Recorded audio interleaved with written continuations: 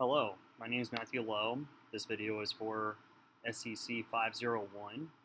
So a little bit about me. I typically go by Matt or Coach Lowe with my athletes. I work in the Shelton School District as a substitute teacher, mainly working with secondary education, since that's what I'm currently pursuing in teaching. Um, I work as a volunteer assistant coach for cross country and track for Shelton High School and St. Martin's University. And I am now currently the head coach for Oakland Bay Junior High. I'm also an assistant track coach actually for horizontal jumpers, long jumpers, and triple jumpers. I aspire to become a first-year educator. My goal is to teach physical education and health and secondary education, mainly in high school. That's my preference, my wheelhouse. Since I already work with those kids mainly. Today I'm going to go over some of my dispositions in becoming a teacher.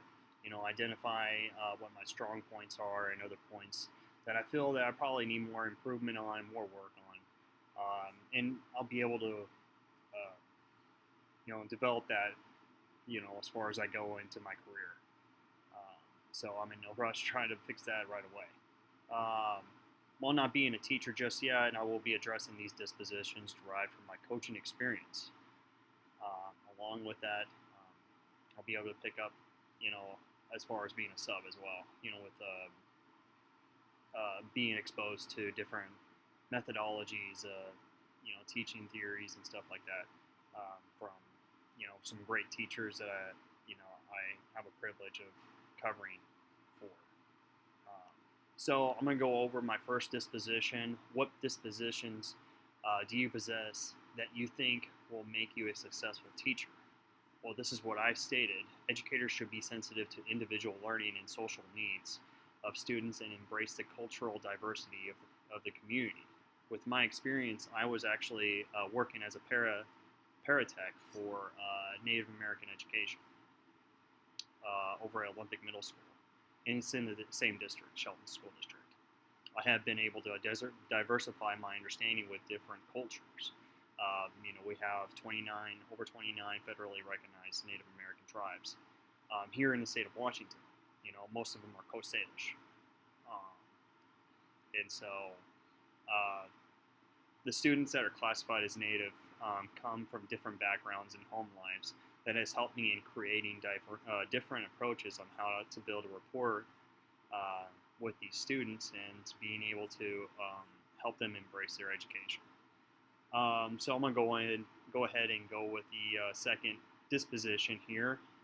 It says, or the second one category is what dispositions do you need to work on before you enter a classroom as a first-year educator? Educators, this is what I've said. Educators should exercise sound judgment and ethical behavior. I listed this as agreed on the self-assessment, not because I don't strongly believe in being ethical or anything, but as a first-year educator, I feel that I would probably react in the wrong way. It could become off-putting for students and teachers alike. I feel like, being an educator, you have to have some sort of finesse. You got to be able to approach, students in different particular ways.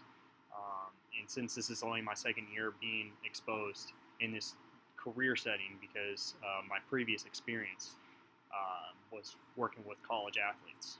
I was a cross-country and track coach for Kentucky Wesleyan College for almost 3 years. And then before that, I worked at a call center. So over in Austin, Texas.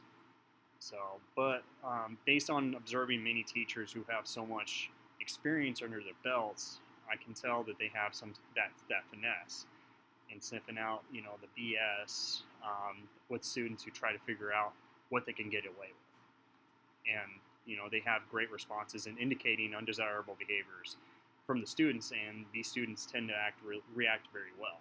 And they give more respect to the teachers. I suppose through experience I can pick that up. So on to the third point.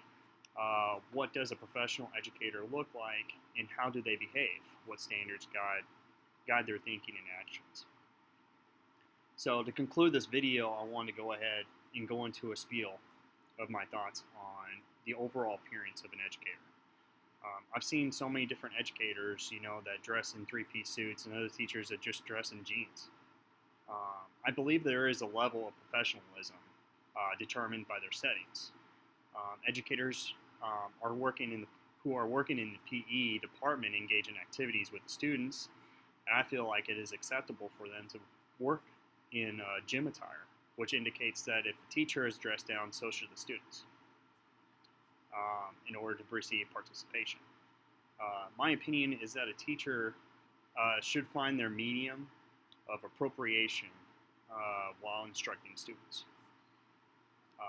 A teacher shouldn't be overbearing with strict rules and steep expectations, but also shouldn't be so laissez-faire that they become BFFs with their students either. Teachers should be able to establish measurable and attainable expectations with the students while striving to build a rapport with the students.